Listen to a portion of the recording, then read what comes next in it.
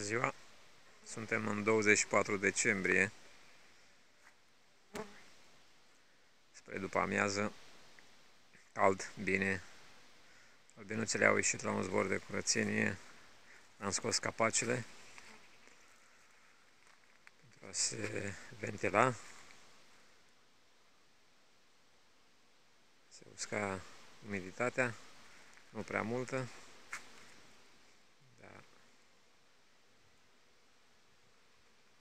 e bine venit soarele ăsta după o lună, 2 luni, cred că 2 luni sunt.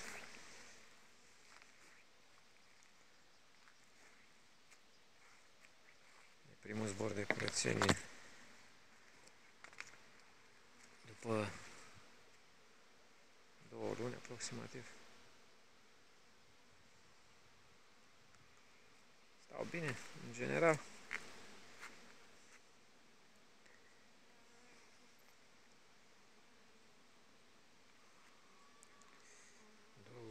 Patru, 6, 8, pe 8, pe 7, 6 rame.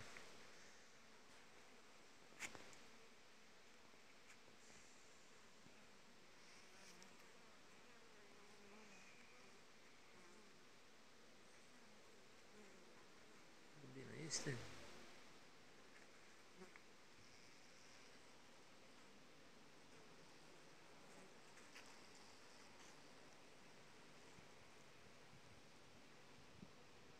Normal că e mai întuneric și nu prea se vede, dar spații pline.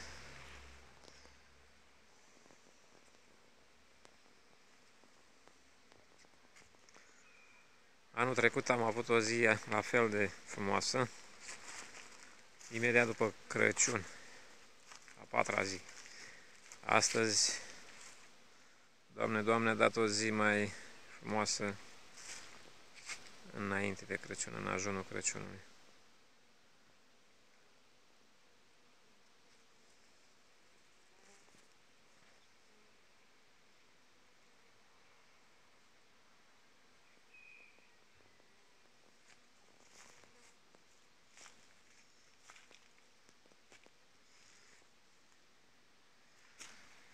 Este stupilul Marian. Îl salut cu ocazia asta, salut Mariane. Se stupii tăi. Uite ce era dor de ei. Albinuța-i bine.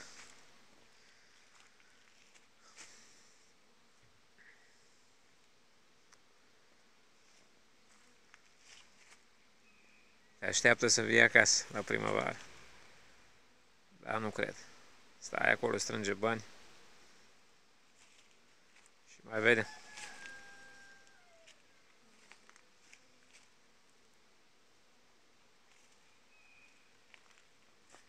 Ce bine e bine. E bine, le-am strâns la maxim, le-am strâns. Asta pare un pic mai slăbus, dar e ok. La maxim, la maxim. Ia uitați aici. Deja cu prima verificare cred că am să le mai bag o ramă. Asta iar mai trebuie o ramă.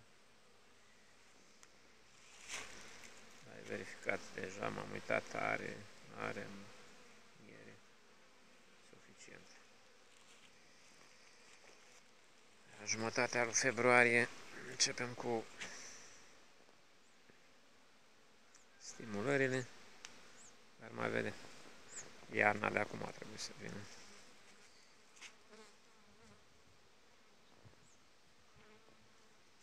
În încheiere, ce să vă spun?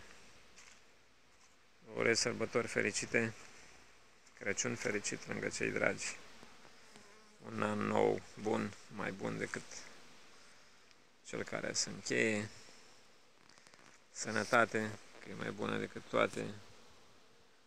Înțelegere, spor la bani și toate cele bune. Vică vă salută. Pa, pa. Și vă pupă dulce.